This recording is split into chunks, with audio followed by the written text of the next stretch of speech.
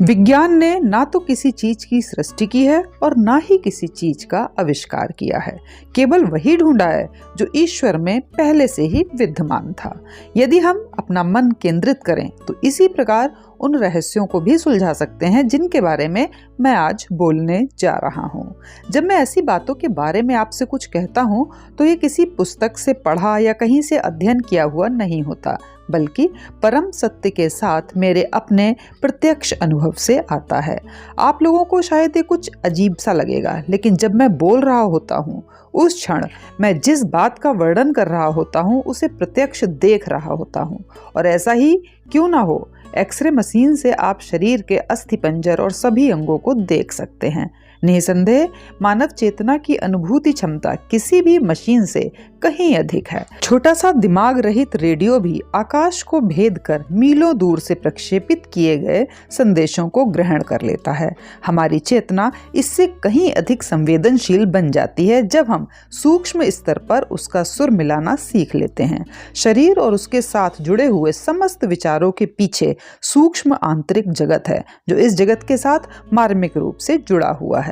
आध्यात्मिक रूप से उन्नति प्राप्त कर आप इस आंतरिक जगत को देख सकते हैं। विचारों का अप्रत्यक्ष जगत। प्राथमिक तौर पर हम केवल उन स्थूल अभिव्यक्तियों का ही बोध करने एवं उन पर प्रतिक्रिया करने के अभ्यस्त हैं जिन्हें हमारी इंद्रियां ग्रहण करती हैं। अधिकांशतः हम अपने इर्द गिर्द व्याप्त सूक्ष्म शक्तियों से अनभिज्ञ ही रहते हैं। फिर भी हमारे द्वारा सोचा गया प्रत्येक विचार अपना एक विशिष्ट स्पंदन उत्पन्न करता है। क्या आप जानते हैं कि इसी कारण आप दूसरों से अपनी वास्तविकता छुपा नहीं सकते। यदि आप कुछ गलत करते हैं तो आपको उसका एहसास रहता है। यद्यपि आप सोचते हो कि आप उसे छुपाने में सफल रहे हैं, फिर भी आपके विचारों में गलत काम करने की चेतना रहती ही है। ये विचार स्पंदन किसी न किसी रूप में आपके व्यवहार को प्रभावित करेंगे और लोगों को इसका पता चल ही जाएगा। यही अच्छे विचारों पर भी लागू होता है। जब आप मन में भगवान का नाम लेते हैं और उसी विचार को अपने अंतःकरण में निरंतर दोहराते रहते हैं तो उससे एक ऐसा स्पंदन उत्पन्न होता है जो ईश्वर की उपस्थिति का आवाहन करता है। विचार इतने सूक्ष्म होते हैं कि कोई यंत्र अभी तक उन्हें रिकॉर्ड नहीं कर पाया है। इसीलिए हमें वाणी दी गई है। यह हमें अपने विचारों को व्यक्त करने में सक्षम बनाती है। परंतु यदि आप आध्यात्मिक उन्नति कर लें और अंतःकरण में गहरी शांति स्थापित कर लें तो आप दूसरों के विचारों को अनुभव भी कर सकते हैं और पढ़ भी सकते हैं। जब आप अशांत होते हैं तब आपका मन रूपी रेडियो इतना विसंगत सुर में होता है कि वह दूसरों के मानसिक संदेशों को प्राप्त नहीं कर सकता। यदि आपकी चेतना सदा बाह्य परिस्थितियों में ही निमग्न रहती है, जैसे आपके शरीर में इच्छा आकांक्षाओं में किसी के पास क्या है या कोई क्या कर रहा है, तो आपके भीतर और इर्द गिर्द चलने वाली सूक्ष्म गतिविधियों से वह अनभिज्ञ ही बनी रहेगी। हमारी 5 इंद्रियां अत्यंत सीमित हैं। आंखें प्रकाश के केवल कुछ स्पंदनों को ही देख पाती हैं। कान ध्वनि की केवल कुछ स्पंदन गतियों को ही ग्रहण कर पाते हैं। अति उच्च या अति कोमल स्पंदन प्राप्त नहीं कर सकते। अधिकांश लोग जिसे सुन नहीं सकते ऐसा मधुर संगीत ओम ध्वनि के रूप में सारी सृष्टि में निःसृत हो रहा है। देखकर भी वे देखते नहीं, सुनकर भी वे सुनते नहीं, ना ही वे समझते हैं। इस प्रकार जीसस ने इंद्रियों के सीमित स्वरूप का वर्णन किया है। मानव ऐसे यंत्रों का आविष्कार है जो ऐसी चमत्कारी कार्य कर सकते हैं जिन्हें वह स्वयं भी नहीं कर सकता। उदाहरणार्थ, सूक्ष्मदर्शी यंत्र उसे एक ऐसी अतीन्द्रिय दृष्टि प्रदान करता है जिससे वह साधारण दृष्टि से ना दिखने वाली अनेक चीजों को देख सकता है। रेडियो ने अन्य किसी भी आधुनिक आविष्कार की अपेक्षा कहीं अधिक जानकारी मनुष्य को उपलब्ध कराई है। परंतु याद रखें कि यह मनुष्य का मन ही है जिसने सृष्टि के उन तत्वों को खोज निकाला जिनके कारण सूक्ष्मदर्शी यंत्र और रेडियो जैसे यंत्रों को बनाना संभव हुआ है। इसी मन की शक्ति को ही आपको विकसित करना चाहिए। जब आप आध्यात्मिक उन्नति करते हैं तब आपकी दृष्टि, श्रवण आदि प्रत्येक इंद्रियां इतनी शुद्ध हो जाती हैं कि आप उन सभी सूक्ष्मताओं को ग्रहण कर सकते हैं जिनके बारे में मैं बोल रहा हूँ। आप विचार के स्पंदनों का अनुभव करेंगे जो उन स्थूल स्पंदनों का निचोड़ है जिनमें सीमित भौतिक इंद्रियां समस्वरित हैं। आप दूसरों के बाह्य दिखावे को भेद कर सीधे उनके विचारों को समझ पाएंगे, परंतु यह उनके प्रति आपके दृष्टिकोण को प्रभावित नहीं करेगा। आप उनकी कमियों को आंकने का प्रयास नहीं करेंगे, क्योंकि आप उन्हें अच्छी भली भांति समझ सकेंगे। ईश्वर प्रत्येक मनुष्य के विचारों, अच्छे एवं बुरे को जानता है। फिर भी वे अपनी सभी संतानों से प्रेम करते हैं। यदि आप सदैव दुनिया को नीले शीशे में से देखेंगे तो सब नीला ही नीला दिखाई देगा। इसी प्रकार यदि आप पक्षपात या घृणा या किसी भावना के नीले शीशे में से देखेंगे तो आपको लोग या परिस्थितियां वास्तव में जैसी हैं वैसी नहीं दिखाई देंगी। जैसे ही आप ऐसी भावनाओं से अशांत हो उठते हैं, आपकी आवाज़ उग्र हो जाती है और आप दुर्भावना एवं द्वेष का अनुभव करते हैं। परंतु जब आप अपने अंतर में शांत और संतुष्ट हैं, तब आप सभी को प्रेम करते हैं और सभी के लिए मित्रता महसूस करते हैं। यही वह सद्भाव है जिसे ईश्वर ने अपनी सृष्टि में चाहा था। इस परिवर्तनशील जगत में आपको अपरिवर्तनीयता एवं समभाव विकसित करना चाहिए, तभी दूसरे के बुरे विचार आपको प्रभावित या अशांत नहीं कर पाएंगे। आप मनुष्य और ब्रह्मांड जिसमें हम रहते हैं उसके सच्चे सूक्ष्म स्वरूप का अनुभव करने लगेंगे और चौथे आयाम के प्रति अधिक सचेत हो जाएंगे। स्वर्ग कहाँ है? चौथा आयाम प्राण अणुओं से बना जगत है, जिसे केवल अंतर्ज्ञान की छठी इंद्री से ही अनुभव किया जा सकता है। जैसे जैसे आपकी इंद्रियां आध्यात्मिक दृष्टि से अधिकाधिक शुद्ध होती जाती हैं, वैसे वैसे उनमें अंतर्ज्ञान की क्षमता जागने लगती है और आप उस परलोक के प्रति अधिकाधिक सचेत हो जाते हैं। लेकिन ये परलोक है कहाँ? बहुत से लोग सोचते हैं कि वह सुदूर आकाश में कहीं है, परंतु ऐसा नहीं है। चौथा आयाम या सूक्ष्म जगत स्वर्ग इस भौतिक जगत के स्थूल स्पंदन के बिल्कुल पीछे है। सूक्ष्म जगत के ग्रहों पर जीवन श्वास अन्न या ऑक्सीजन पर निर्भर नहीं होता। ये कोई उत्तेजित कल्पना का स्वप्न चित्र नहीं है, ये मेरा प्रत्यक्ष अनुभव है। परंतु उच्चतर शक्तियों और जीवन के नियमों को समझ पाने के लिए आध्यात्मिक रूप से उन्नत होना आवश्यक है। ऐसे ही एक उन्नत सिद्ध थे तेलंग स्वामी। वे कई कई दिनों तक गंगा के पानी पर तैरते रहते थे और कभी कभी घंटों तक या कई दिनों तक पानी के नीचे रहते थे। और क्यों नहीं, जब आप जीवन को समझ जाते हैं तब आप ये जान जाते हैं कि जीवन मात्र उसके स्थूल पुर्जों से कहीं अधिक है। सिद्ध आत्माएं स्थूल शरीर में जन्म लेने पर भी उच्चतर लोकों के नियमों को संचालित कर सकती हैं। आप सोचते हैं कि ये सब संभव नहीं हो सकता क्योंकि आपको ये सब दिखाई नहीं देता, परंतु आपको ये समझना होगा कि आपके अनुभव का क्षेत्र प्रभु की सृष्टि का अत्यंत लघु अंश मात्र है। हम ईश्वर के विचारों से बने हैं जिन्हें मृत्यु नष्ट नहीं कर सकती। आप जीवन का केवल मध्य देख रहे हैं, जीवन का आरंभ या अंत आपको दिखाई नहीं दे रहा है। ये मान लेना तो तर्क संगत भी नहीं है कि मृत्यु ही अंत है, कि हम जो इतने बुद्धिमान और जीवन से इतने भरपूर हैं, मृत्यु की निद्रा में सोते ही हमारा अंत हो जाता है। संपूर्ण मानव सृजनात्मक विचारों और ईश्वर की चेतना का एक समुच्चय है जिसे भौतिक मृत्यु नष्ट नहीं कर सकती। यदि मृत्यु ही अंत होती तो फिर कोई भगवान नहीं और कोई सिद्ध महापुरुष नहीं है। ये सब कोरा झूठ है। महापुरुष आपको अच्छे बनने के लिए नहीं कहते, क्योंकि उससे लाभ ही क्या होता। यदि अच्छे हो या बुरे, हम सबको जीवन के अंत में फेंक ही दिया जाना होता। शास्त्रों का महत्व ही क्या रह जाता। अच्छे लोग और अधिक अच्छे बनने का प्रयास ही क्यों करें। यदि यह वर्तमान अस्तित्व ही जीवन का आदि अंत है तो उसमें किसी प्रकार का न्याय नहीं होता। उन सभी आत्माओं का क्या जो अल्प वर्षों तक ही जीवित रहीं या फिर अंधे या अपंग शरीरों में जीवित रहीं। अपने प्रियजनों को ढूंढने का सही तरीका जानो। सच्ची आध्यात्मिकता का एक अद्भुत विज्ञान है। वह हमें ये जानने की क्षमता देती है कि इस संसार से परे भी एक जीवन है और हमारे सारे प्रियजन निसंदेह वास्तव में जीवित रहते हैं, यद्यपि उन्होंने अपना भौतिक शरीर छोड़ दिया है। परंतु जिस प्रकार से आध्यात्मिकता के अभ्यास को आजकल प्रयोग में लाया जा रहा है, उससे आत्माओं के जगत के ज्ञान की सच्ची खोज का कोई अर्थ ही नहीं रह गया है। बहुत से लोग जो अपने आप को इस प्रकार की विद्या के जानकार मानते हैं, वास्तव में वे यह भी नहीं जानते कि वे बोल क्या रहे हैं। उनमें से कुछ एक को थोड़ी सी जानकारी तो होती है, परंतु वे भी अधिकतर अपनी ही कल्पनाओं के शिकार होते हैं या इससे भी बदतर। वे अवचेतन स्तर पर किसी मानव शरीर को खोजती हुई भटकती आत्मा के वश में चले जाते हैं। ये भटकती आत्माएं माध्यम को और अप्रत्यक्ष रूप से उसके मार्गदर्शन लेने आए लोगों को भ्रमित व उनका गलत मार्गदर्शन करती हैं। एक बार मैं अपने कुछ शिष्यों के साथ एक ऐसे जन समूह में बैठा था जहां एक जिप्सी महिला भी थी। सभी इस भविष्यवक्ता के चारों ओर एकत्र हो रहे थे। मैं चुपचाप उसे देख रहा था। जल्दी ही मैं समझ गया कि वह वास्तव में उनके प्रश्नों के उत्तर नहीं दे रही थी, बल्कि चतुराई से उन्हीं से कुछ प्रश्न कर रही थी। मेरे शिष्यों ने मुझे उससे अपना भविष्य पूछने का आग्रह किया। कमरे में कुछ अंधकार था, इसलिए वह महिला मुझे स्पष्ट रूप से नहीं देख सकती थी।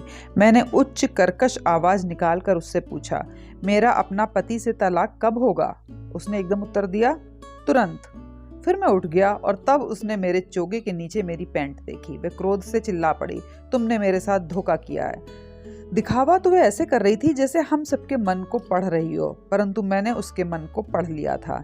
मेरे लंबे बालों के कारण उसने मुझे एक औरत समझा और इसलिए वैसा प्रश्न पूछकर मैंने उसकी परीक्षा ली थी। इसलिए आध्यात्मिक विद्या के क्षेत्र में भी अन्य सभी क्षेत्रों की तरह ही ठगी करने वाले होते हैं, और जिन लोगों की अंतः शक्तियां कुछ विकसित होती भी हैं, उनमें भी कई ऐसे होते हैं जिनका उद्देश्य तो भला होता है, परंतु उनकी अंतः शक्तियां ज्ञान और आत्म साक्षात्कार से निर्देशित नहीं होती। और वैसे भी माध्यमों की सहायता से आत्माओं के जगत के साथ खिलवाड़ करना ठीक नहीं है और ये खतरनाक भी हो सकता है। ऐसे माध्यमों के द्वारा आप संतों से संपर्क नहीं कर सकते, और यदि किसी माध्यम द्वारा आत्मा का आवाहन किया भी जाता है तो ये आत्माएं अधिकतर सूक्ष्म जगत के निम्नतर लोकों से होंगी। परंतु यदि आप सच्चे हृदय से चाहें तो ध्यान तथा आध्यात्मिक उन्नति से अपने दिवंगत प्रियजनों से या महान संतों से संपर्क कर सकते हैं। सूक्ष्म जगत में अनेक लोग हैं। जब हम सुबह जागते हैं तो देखते हैं कि हम ठीक वैसे ही हैं जैसे रात को सोने से पहले थे। उसी प्रकार जब हम और हमारे प्रियजन मृत्यु के बाद सूक्ष्म जगत में जागते हैं तो ठीक ऐसा ही अनुभव करते हैं। केवल इतना ही फर्क होना है कि साधारणतया हम दिखने में अधिक युवा और सब रोगों से मुक्त होते हैं। केवल मृत्यु के स्पर्श द्वारा हम देवता नहीं बन जाते। यदि हम अभी इस लोक में देवता हैं तो परलोक में भी देवता रहेंगे। यदि अभी हम बुरे दुष्चरित्र हैं तो मरने के बाद भी वैसे ही रहेंगे। जैसे यहाँ गंदी बस्तियां हैं और सुंदर प्रदेश भी हैं, वैसे ही परलोक में भी है। पृथ्वी पर आपने जैसा जीवन व्यतीत किया है, चाहे आपने अच्छा निर्मल जीवन व्यतीत किया या अधम और नीच जीवन, उसके आधार पर ही आप सूक्ष्म जगत के अच्छे या बुरे लोकों में जाते हैं। जीसस ने इन विभिन्न लोकों के बारे में बताया, मेरे पिता के यहाँ बहुत निवास स्थान हैं। सूक्ष्म लोक भिन्न भिन्न वातावरणों के अर्थात स्पंदनों के होते हैं, और इस पृथ्वी से वहां जाने वाली हर आत्मा ऐसे लोक की ओर आकर्षित होती है जिसका वातावरण उसके अपने स्पंदन से मेल खाता है। जिस प्रकार मछलियां पानी में रहती हैं, कीड़े जमीन में रहते हैं, मनुष्य भूमि पर और पक्षी हवा में रहते हैं, उसी प्रकार सूक्ष्म जगत में आत्माएं उन लोकों में रहती हैं जो उनके अपने स्पंदन के अनुकूल होते हैं। मनुष्य पृथ्वी पर जितना अधिक सच्चरित्र और आध्यात्मिक होगा, उतने ही उच्चतर लोक की ओर वह आकर्षित होगा, और उतनी ही अधिक उसे स्वतंत्रता मिलेगी एवं उतना ही अधिक उसे आनंद तथा सौंदर्य का अनुभव होगा। सूक्ष्म लोकों के ग्रहों पर जीव जीवित रहने के लिए हवा या विद्युत शक्ति पर निर्भर नहीं रहते, वे विविध रंगी प्रकाश किरणों पर जीते हैं। सूक्ष्म जगत में भौतिक जगत से अधिक स्वतंत्रता है। वहां टूटने के लिए कोई हड्डियां नहीं होती, क्योंकि वहां कोई ठोस पदार्थ ही नहीं होता। सभी कुछ मात्र प्रकाश किरणों का बना होता है और सब कुछ विचार की शक्ति से ही हो जाता है। जब सूक्ष्म जगत में रहने वाली आत्माएं एक बाग का निर्माण करना चाहती हैं तो वे केवल उसकी इच्छा करती हैं और बाग प्रकट हो जाता है। वह तब तक अस्तित्व में रहता है जब तक उसके रहने की इच्छा की गई हो। जब कोई आत्मा उसे अदृश्य करना चाहे तो वह अदृश्य हो जाता है। सूक्ष्म जगत से संपर्क एक गुप्त रूप से सुरक्षित विज्ञान है। सूक्ष्म जगत की आत्माओं के साथ संपर्क कर पाना या उनके साथ संदेशों का आदान प्रदान कर पाना कोई साधारण उपलब्धि नहीं है। ये प्रकृति के द्वारा गुप्त रूप से सुरक्षित विज्ञान है। ईश्वर नहीं चाहते कि हम अपना प्रेम केवल अपने परिवार तक ही सीमित रखें, परंतु यह चाहते हैं कि वैसा प्रेम ही हम सारे विश्व को देना सीखें। हमें यही सिखाने के लिए हमारे परिवार के सदस्यों को एक एक करके उठा लिया जाता है। इस प्रकार हम अपने प्रेम को अन्य लोगों की ओर मोड़ना सीखते हैं। परंतु यदि हम शुद्ध और निस्वार्थ रूप से प्रेम करते हैं और आध्यात्मिक रूप से उन्नत हैं तो अपने प्रियजनों के साथ उनकी मृत्यु के पश्चात भी संबंध बनाए रखने के गुप्त विज्ञान को सीख सकते हैं। मानव हृदय कितना बलवान है और प्रायः कितना अयुक्ति संगत।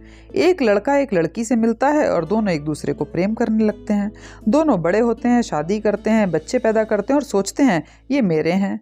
अपनत्व की भावना लोगों को भुला देती है कि उनके मिलने से पहले वे एक दूसरे के लिए अजनबी थे, कि एक दिन मृत्यु उनके वर्तमान रिश्ते को तोड़ देगी, कि बच्चे जिन्हें वे अपना कहते हैं उन्हें केवल एक जन्म में देखभाल करने के लिए दिए गए हैं।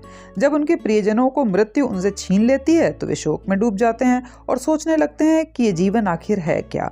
मानव प्रेम की आसक्ति ऐसी है कि हमारे प्रियजनों की मृत्यु हृदय में तीव्र लालसा उत्पन्न कर देती है और प्रायः मन में विद्रोही विचार उत्पन्न करती है। यद्यपि मैं उस समय एक छोटा बालक था, मुझे मेरी माँ की मृत्यु से बहुत पहले ही अपनी चेतना की गहराई में पता था कि उन्हें जाना होगा। जब वे स्वर्ग सिधार गईं तो मैं रो रो कर बेहाल हो गया। मैं हर जगह उन्हें ढूंढता रहा परंतु उन्हें कहीं नहीं पा सका। मैंने प्रार्थना की, हे जगन माता, यदि तुम यहाँ हो तो तुम्हें मुझे उत्तर देना ही होगा। क्यों तुमने मेरे मन में अपनी माँ के लिए इतना प्रेम जगाया और फिर उन्हें छीन लिया? क्या ये मुझे सजा और यंत्रणा देने के लिए था? इसका उत्तर आया जब जगन माता ने कहा, किसने तुम्हें माँ दी, किसने तुम्हें पिता दिए? वह मैं ही थी जिसने तुम्हें तुम्हारी सुंदर माता दी।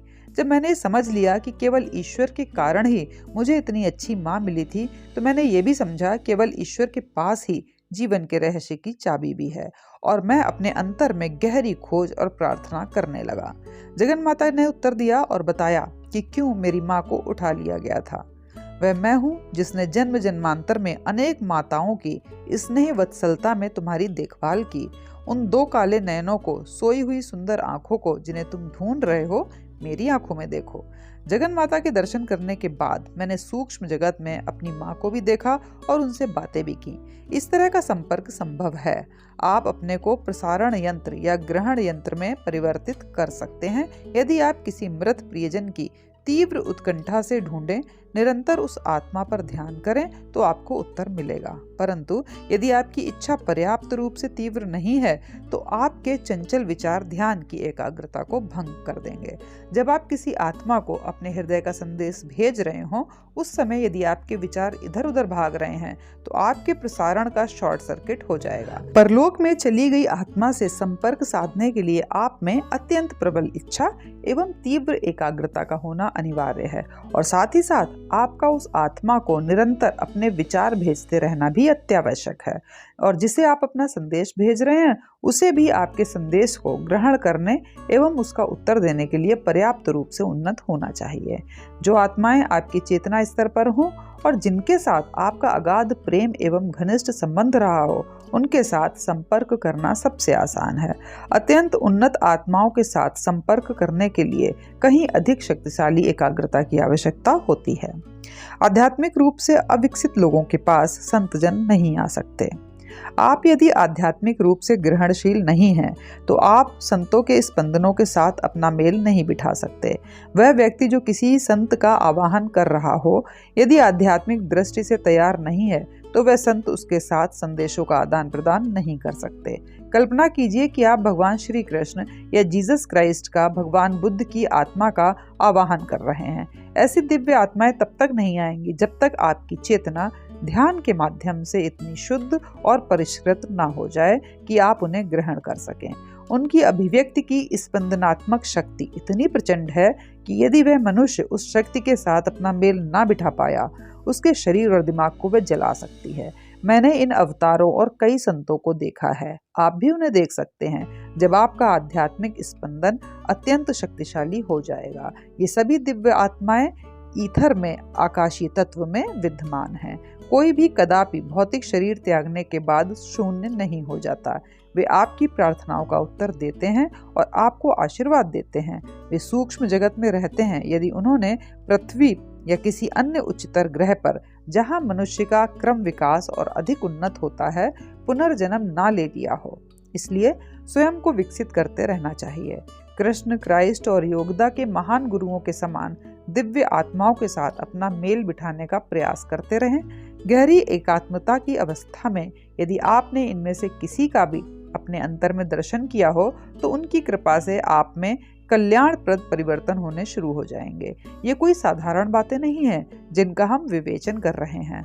आपको कभी भी नकारात्मक नहीं होना चाहिए, अर्थात कभी भी परलोक के संदेशों के प्रति ग्रहणशील बनने के लिए शांत बैठकर अपने मन को रिक्त या शून्य ना रखें।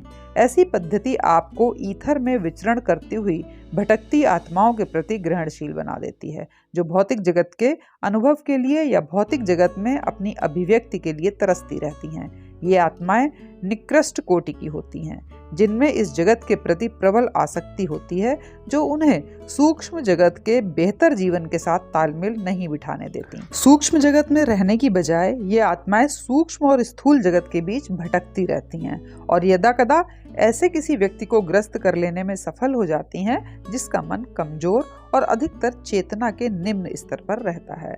जीसस ने जिन शैतानों को निकाला वे ऐसी ही भटकती आत्माएं थीं।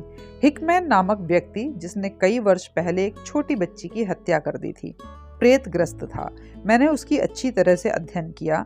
वह एक अच्छा लड़का था, परंतु अत्यधिक कामुकता एवं यौनाचार से उसका दिमाग कमजोर हो गया और एक भटकती आत्मा ने उसे पकड़ लिया और उसके शरीर में वास करने लगी। यही कारण है कि उसने उस बच्ची की इतनी दर्दनाक तरीके से हत्या की।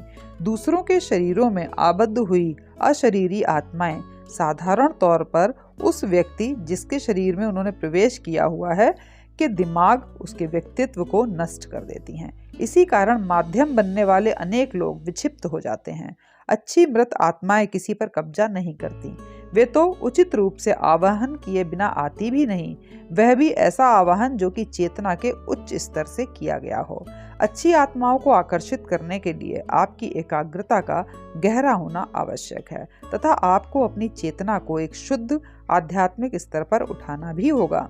अति चेतन अवस्था में आप अपनी इच्छानुसार अपने अनुभवों के रुख को निर्देशित कर सकते हैं। इसलिए जब आप ध्यान में लीन रहते हैं तब उच्च चेतना में होने के कारण सूक्ष्म जगत के निकृष्ट लोकों में वास करने वाली भटकती आत्माएं या बुरी आत्माएं आपके संपर्क में नहीं आ सकती। वह जो अत्यंत उन्नत हो और जिसने चेतना के सब स्तरों पर अपना अधिकार स्थापित कर लिया हो, वह सूक्ष्म जगत के उच्च या नीच सभी लोकों में देख सकता है और वहां वास करने वाली आत्माओं की उनके कुछ कर्म काटने में सहायता कर सकता है। वह परलोक मेरे लिए उतना ही वास्तविक है जितना यह जगत। कभी कभी जब मैं बाईं करवट सोता हूँ तब सब प्रकार की बुरी प्रेतात्माएं मेरे चारों ओर नाचती मुझे दिखाई देती हैं। मैं उन्हें आशीर्वाद देता हूँ और वे चली जाती हैं। जब मैं दाईं करवट सोता हूँ तब ऐसी आत्माएं कदाचित ही कभी दिखाई देती हैं, क्योंकि शरीर का दाहिना भाग धनात्मक होता है। उस भाग में दिव्य प्राण शक्ति का अधिक प्रभाव होता है, जिसका आध्यात्मिक स्पंदन बुरी शक्तियों को दूर रखने वाले पर्दे का काम करता है। यही वजह है कि योगदा की ओम प्रवधि के अभ्यास में साधक को दाहिने कान में ओम ध्वनि पर मन को एकाग्र करने के लिए कहा जाता है। जब आप ईश्वर के बारे में सोच रहे होते हैं या उसका ध्यान कर रहे होते हैं या भूमध्य में स्थित कूटस्थ चैतन्य केंद्र पर मन को एकाग्र कर रहे होते हैं, तब सूक्ष्म जगत की कोई भी आत्मा आपकी चेतना में अनाधिकृत प्रवेश नहीं कर सकती। परलोक में ईश्वर के प्रति गहरा सम्मान है। निकृष्ट लोकों के वासी भी जो उच्च आध्यात्मिक स्पंदनों को सहन नहीं कर सकते, ईश्वर का अत्यंत सम्मान करते हैं।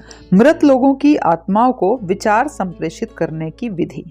जो प्रियजन दिवंगत हो गए हैं उन्हें यदि अपने विचार भेजने हो तो अपने कमरे में शांत बैठकर ईश्वर का ध्यान कीजिए।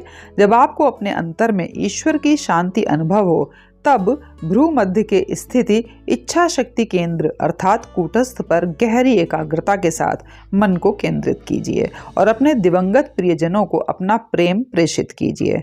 कूटस्थ में उस व्यक्ति का मानस दर्शन कीजिए जिससे आप संपर्क करना चाहते हैं। उस आत्मा को अपने प्रेम, शक्ति एवं साहस के स्पंदन भेजिए। यदि आप निरंतर ये करते रहे और उस प्रियजन के प्रति आपकी चाहत की प्रबलता में कोई कमी आपने नहीं आने दी तो उस आत्मा तक आपके स्पंदन निश्चित पहुंच जाएंगे। ऐसे विचार आपके प्रियजनों में अपनी सौम्यता एवं किसी के द्वारा प्रेम किए जाने की भावना उत्पन्न करते हैं। जिस तरह आप उन्हें नहीं भूले हैं वैसे ही वे भी आपको नहीं भूले हैं। उनकी चेतना अभी भी उन प्रियजनों की धुंधली सी स्मृति शेष बनाए रहती है जिन्हें उन्होंने यहाँ पीछे छोड़ दिया था। जब आपको ऐसी आत्माओं से कोई उत्तर या प्रतिक्रिया अनुभव करना हो तो अनाहत चक्र पर मन को एकाग्र कीजिए। जब आप पर्याप्त गहराई के साथ मन को एकाग्र करेंगे तो पहले वे आपके सपनों में आएंगी। उनके लिए ये करना संभव है। कभी कभी ये होता है कि वही सपना आपको कई बार दिखाई दे सकता है, अतः सभी सपने अर्थहीन नहीं होते। यदि आपका मन शांत है और उसका मेल बैठ गया है तो आपको पता चल जाएगा कि उस स्वप्न के माध्यम से कोई आपसे संपर्क करने का प्रयास कर रहा है। जैसे जैसे आप आध्यात्मिक रूप से उन्नत होते जाएंगे, वैसे वैसे आपके प्रियजन दृष्टांतों में या ध्यान में आपके सामने प्रकट होने लगेंगे, और जब आप बहुत उच्च अवस्था में पहुंच जाएंगे तब उन आत्माओं को अपने समक्ष प्रत्यक्ष देख पाएंगे। सेंट फ्रांसिस प्रतिदिन रात को जीसस क्राइस्ट को प्रत्यक्ष शरीर में देखते थे, परंतु ऐसा अनुभव तभी मिल सकता है जब आप सचमुच अत्यंत उन्नत हो गए हों। यदि आप ईश्वर का गहन ध्यान करेंगे तो वे आपको ये सब दिखा देंगे। अपने प्रियजनों की मृत्यु पर रोने और उन्हें खोने की भावना में दुखी होने की बजाय हमेशा उन्हें अपना प्रेम भेजिए। ऐसा करने से आप उन आत्माओं की उन्नति में सहायता कर सकते हैं और वे आपकी सहायता कर सकती हैं। अपने दुख और लगाव की अविवेकी स्वार्थपूर्ण भावनाओं से उन्हें कभी नीचे ना खींचिए। उन्हें सिर्फ ये कहिए, मैं तुम्हें प्यार करता हूँ। अपने प्रियजनों को प्यार और सद्भाव के विचार जितनी बार भेजना चाहें भेजें, परंतु कम से कम साल में एक बार, शायद किसी विशेष वर्षगांठ पर अवश्य मन ही मन उन्हें कहिए, हम फिर कभी मिलेंगे और एक दूसरे से अपना दिव्य प्रेम व मित्रता बढ़ाना जारी रखेंगे। अब यदि आप उन्हें अपने प्रेम पूर्ण विचार निरंतर भेजते रहें तो कभी आप उन्हें दोबारा अवश्य ही मिलेंगे। आप जान जाएंगे कि ये जीवन अंत नहीं है, परंतु आपके अपने प्रियजनों से संबंध की शाश्वत श्रृंखला की एक कड़ी मात्र है।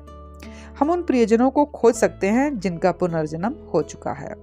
साधारण आत्माएं सूक्ष्म जगत में अपने कर्मों के अनुसार पूर्व निर्धारित समय तक रहती हैं और फिर पृथ्वी पर पुनर्जन्म ले लेती हैं।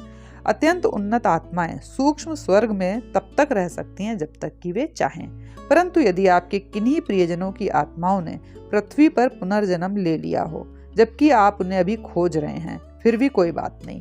जैसे जैसे आप उन्हें अपने प्रेम भेजते रहेंगे, वे आपके विचारों को अनुभव करेंगे जब वे सो रहे होंगे, अर्थात जब उनका चेतन मन सो रहा होगा और अवचेतन मन जाग रहा होगा। वे आपका प्रेम ग्रहण करेंगे। कुछ समय में वे आत्माएं आपके द्वारा भेजे जा रहे स्पंदनों के प्रति सचेत होंगी और उन्हें याद भी आ जाएगा तथा वे समझ भी जाएंगी। इसके अतिरिक्त आप अवश्य ही परस्पर पुनः आकर्षित होंगे और पूर्ववर्ती संबंध की समीपता को महसूस करेंगे।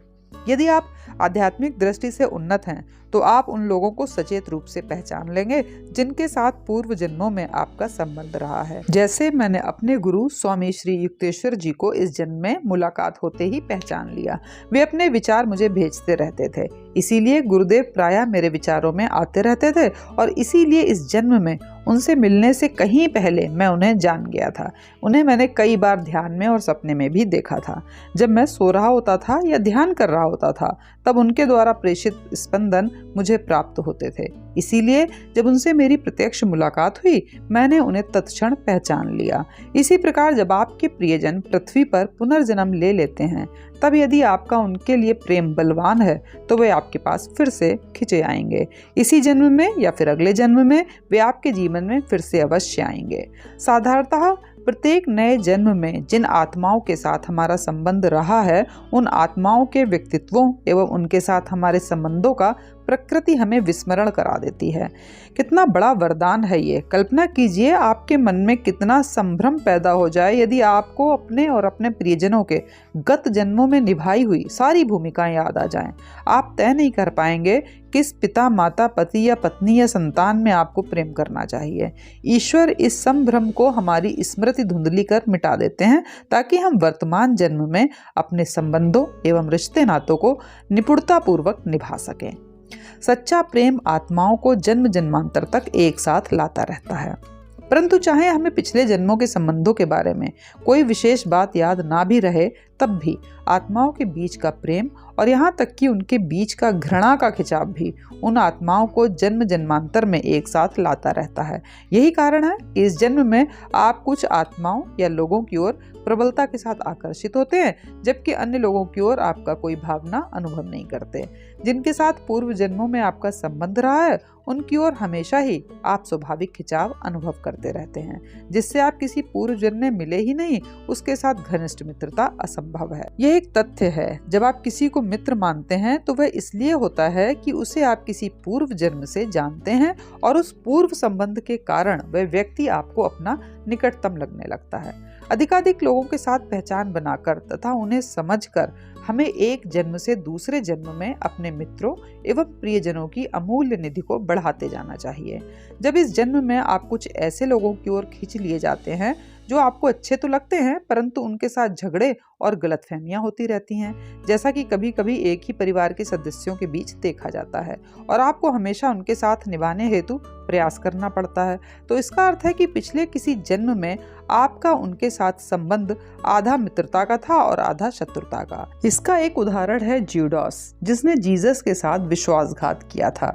पूर्व जन्मों में भी क्राइस्ट के साथ ज्यूडास के संबंध रहे थे और उनके उन शिष्यों की पवित्र मंडली में उसका रहना नियति द्वारा पहले ही तय था।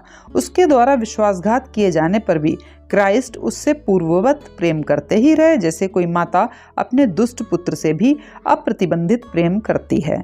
जीसस अपने सभी 12 शिष्यों को पूर्व जन्मों में जानते थे और शिष्य भी उन्हें जानते थे, इसीलिए उनमें एक दूसरे को देखते ही आकर्षण उत्पन्न हुआ और उन्होंने एक दूसरे को तुरंत स्वीकार भी किया। इसी प्रकार भगवान श्री कृष्ण ने भी अपने सबसे प्रिय शिष्य को पहचान लिया। हे अर्जुन, मेरे और तुम्हारे अनेक जन्म हो चुके हैं, उन सबको तुम नहीं जानते, किंतु मैं जानता हूँ। गुरु शिष्य संबंध सबसे सुंदर होता है क्योंकि वह बिना शर्त और शाश्वत होता है। सभी जन्मों में एक दूसरे के साथ उनका संबंध बना रहता है और मृत्यु के समय स्थूल शरीर से सूक्ष्म लोक में अवस्था परिवर्तन की क्रिया में शिष्य का मार्गदर्शन करने के लिए गुरु उनके पास आ जाते हैं। इस जन्म में मैं अनेकानेक ऐसे लोगों से मिला हूँ जिनके साथ पूर्व जन्मों में मेरा संबंध रहा है और उन्होंने भी मुझे पहचान लिया। पूर्व जन्मों में वे मेरे अपने थे और मैं उनका अपना। इस जन्म में मेरे पास जो लोग आए हैं उनमें से अधिकांश लोगों के साथ मेरा पूर्व जन्मों का संबंध है। पूर्व जन्मों में जिनके साथ हमारा संबंध था या जिनसे हमने प्रेम किया हो, केवल ऐसे लोग ही हमें याद आ सकते हैं, ऐसी बात नहीं है। जिन स्थानों से हमारा संबंध रहा वे स्थान भी याद आ सकते हैं। भारत से लौटते समय जब मैं लंदन पहुंचा तो वहां ऐसे अनेक स्थानों पर गया जिनके साथ एक पूर्व जन्म में मेरा संबंध था। उन स्थानों की स्मृति मेरी चेतना में संग्रहित थी। आपको भी ऐसे अनुभव हुए होंगे। कोई बिल्कुल ही नया स्थान इतना जाना पहचाना लगता है कि आपको ऐसा प्रतीत होता है कि आप निश्चय ही वहां पहले आए हुए हैं। आत्मा और उसका आनंद अविनाशी है। जीवन का अर्थ साधारण मनुष्य जितना सोचता और अनुभव करता है उससे कहीं अधिक है। जीवन और मृत्यु में अब मेरे लिए कोई रहस्य नहीं रहा है। मैं जान गया हूँ कि मैं और अन्य सभी आत्माएं एक परम जीवन अर्थात ईश्वर की अमर अक्षय अभिव्यक्तियां हैं। भौतिक शरीर, उसकी सुख सुविधाएं तथा इनका आनंद अधिक समय तक नहीं रहते, परंतु आत्मा और उसका आनंद सदा के लिए रहता है। जब मैं अपना शरीर की परवाह नहीं करता, जब आपका भोजन हो गया हो तो थाली का कोई प्रयोजन नहीं रहता। मैं अब केवल ब्रह्म चैतन्य में खुश हूँ। जो चाहे तो हजारों योगानंद उत्पन्न कर सकता है।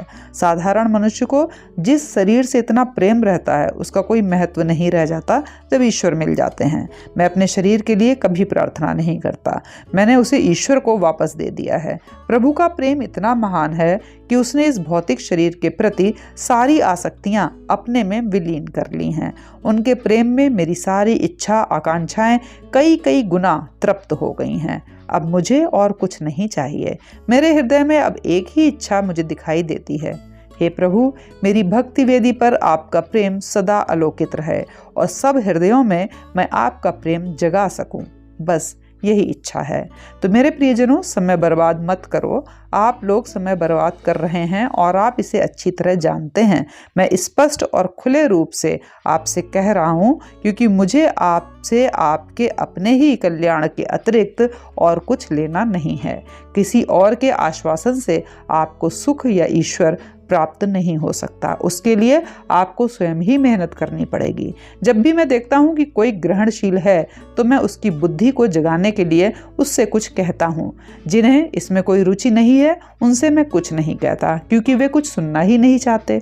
परंतु जो सच्चे हृदय से ईश्वर की खोज में लगे हैं उनसे मैं उनके विचारों के माध्यम द्वारा संपर्क करने का और उन्हें ईश्वर की ओर लाने का प्रयास करता हूँ। ईश्वर में आपका और आपके प्रियजनों का अस्तित्व और आनंद सदा सर्वदा के लिए शाश्वत है।